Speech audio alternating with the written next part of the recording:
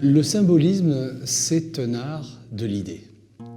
C'est un art qui se développe à partir des années 1880, en écho à tout un mouvement intellectuel qui est aussi bien poétique, littéraire.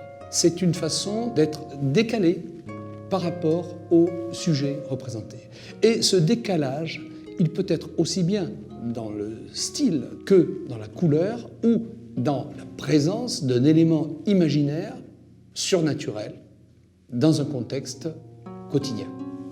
Le symbolisme fait appel au rêve et cherche à montrer un arrière-monde, l'arrière-monde qui est derrière le monde de la réalité.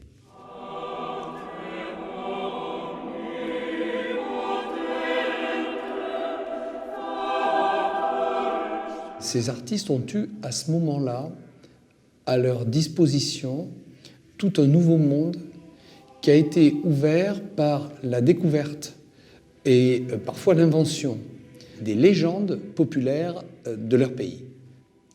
La mythologie apporte un élément extrêmement tonique, vigoureux, chante les exploits extraordinaires de Kalevipoeg qui à lui seul abat des centaines de guerriers, qui flottent dans la mer sur un bateau d'airain. Donc ce qu'apportent ces artistes, c'est une représentation figurée évidemment de légendes qui courent dans les esprits depuis déjà un certain temps.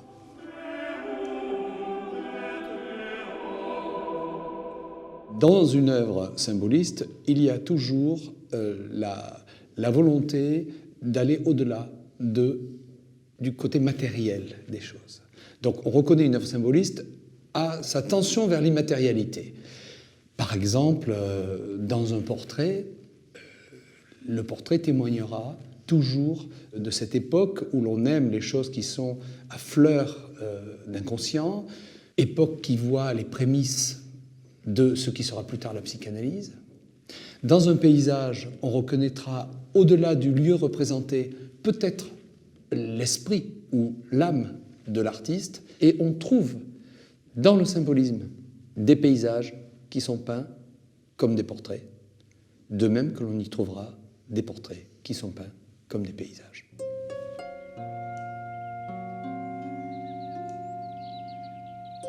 Le paysage dans les pays baltes, tel qu'on le trouve traduit par les artistes de cette époque, est toujours situé dans un rapport à la nature qui est de l'ordre du sacré.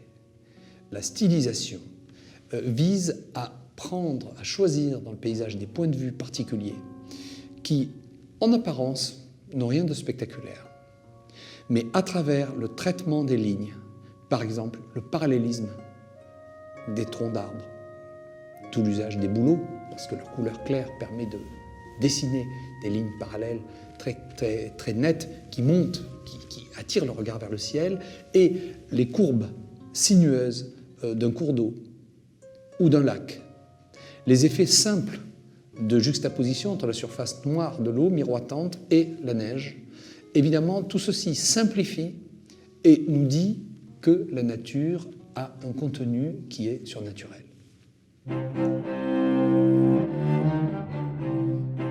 Čiurlionis est à la fois peintre, dessinateur, compositeur, chef de chœur, et dans ces différents domaines, il réalise des compositions qui sont vraiment des chefs-d'œuvre. On s'aperçoit qu'elles sont conçues de façon à ce que les lignes introduisent des rythmes réguliers et que les couleurs aussi produisent des effets de coloration orchestrale. Il y a des répétitions, il y a des rappels, il y a des thèmes qui reviennent.